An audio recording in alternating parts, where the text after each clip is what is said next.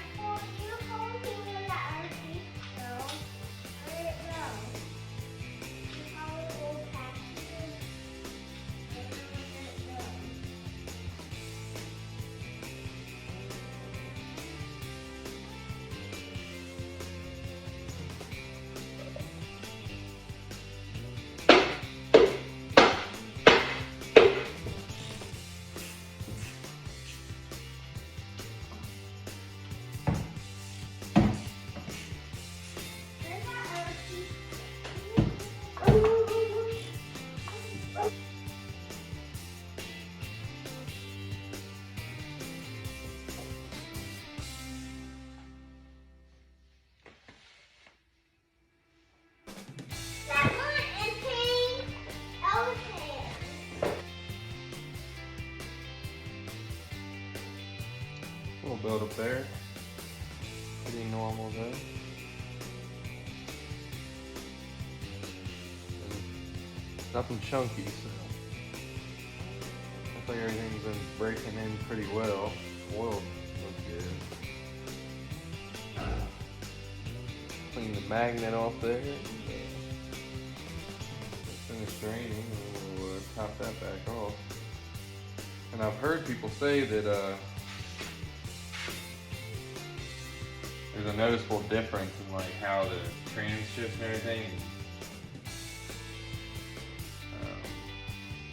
They say that it shifts into gear, I guess, a little bit easier, because I don't know if any of y'all have the Can-Ams that sometimes like you switch gear and it's got like, you're on an incline at all, like forward or backwards, it's like sometimes it's like it's stuck and you like rock it and then can get it out. They say that that helps, that or changing out this bracket here from a plastic one to the, I guess, aluminum or billet. So I may do that in the future as well. But for now, I guess we'll see how the Royal Purple does.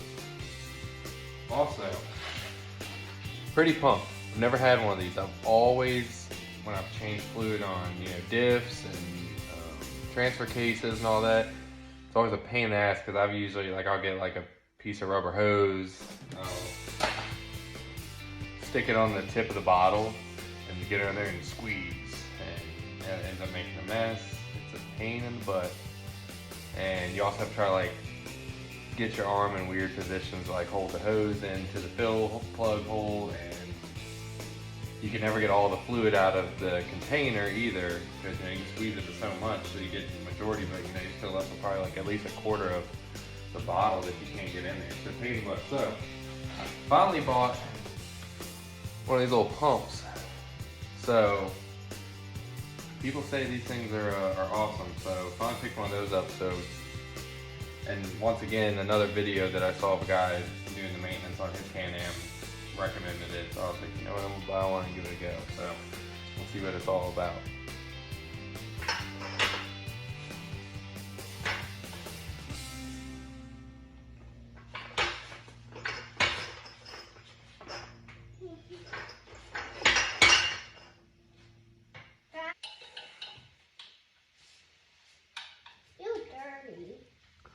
Yeah, I know.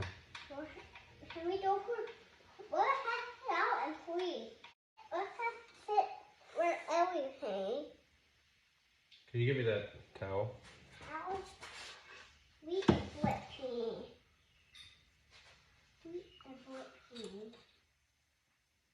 We flipping hole. That's so.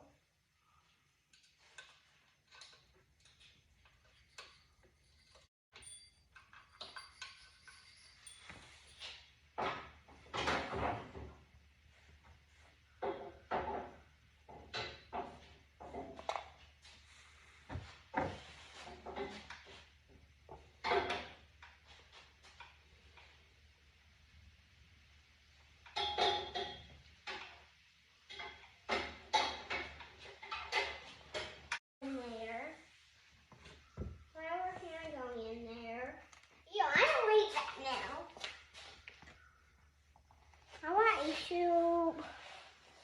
Go get your tablet. It's in the house charging. I put it on charging.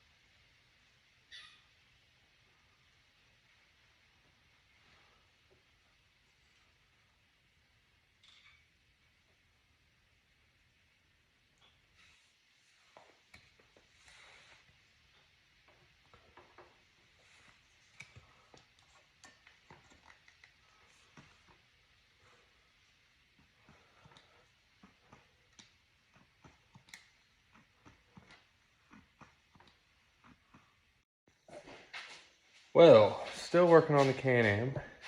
As you've seen, got all the fluids changed, engine oil, filter, the trans, rear diff, front diff. So, I addressed all those.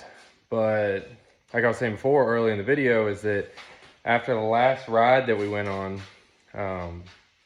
I noticed that temperature's climbing on it. It's starting to get hot. And the one time I went in limp mode, I wasn't paying attention, like I said, and when we were riding and caked in mud, thing never ran hot. And then after I power washed it and cleaned it, that's when it started doing it. So, pulled the radiator out, and it was pretty much what I expected. It had mud caked in the back side of the radiator that, you know, you can't clean or get to unless you remove it. So, I don't know if maybe when I power washed it, it forced mud through the front into the back and clogged it up. But this is it.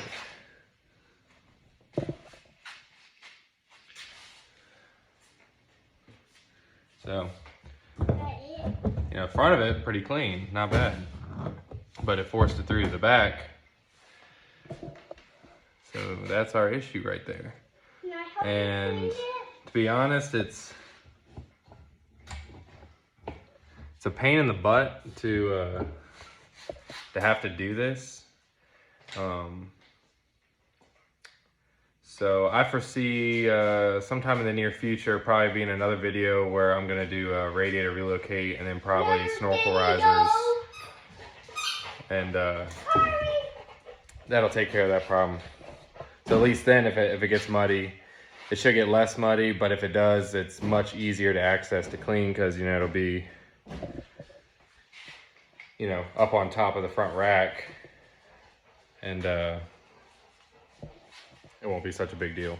So, got that out. I'm gonna clean that. While I got still got all the plastics and everything off, I'm gonna go ahead and clean all that too. And I still gotta grease it. I'm gonna grease it. I probably won't film doing that because it's very much to watch. Yeah. So, like I said, it ain't really nothing too exciting to watch me going around and greasing it's like 16 different fittings on the Can-Am. So, take care of that. Get this radiator cleaned out. I'm gonna have to go to the store, get new coolant, top it off, and that should take care of this. Hey, this was me doing the maintenance on the Can-Am. I'll be hopefully doing some future mods in the future. Like I said, we're gonna do the radiator relocate. We're gonna do snorkel risers so that we don't have this problem again. And then who knows if we can get the money together, may have to do a little bit of lift, maybe run like some 29 or some 30-inch like Assassinators or something on it. I don't know. I had to beef her up a little bit. Just something fun to do and just make it this quad more capable of more serious riding. So anyways, thanks for watching. Be sure to hit that subscribe, and I look forward to seeing y'all on the next one.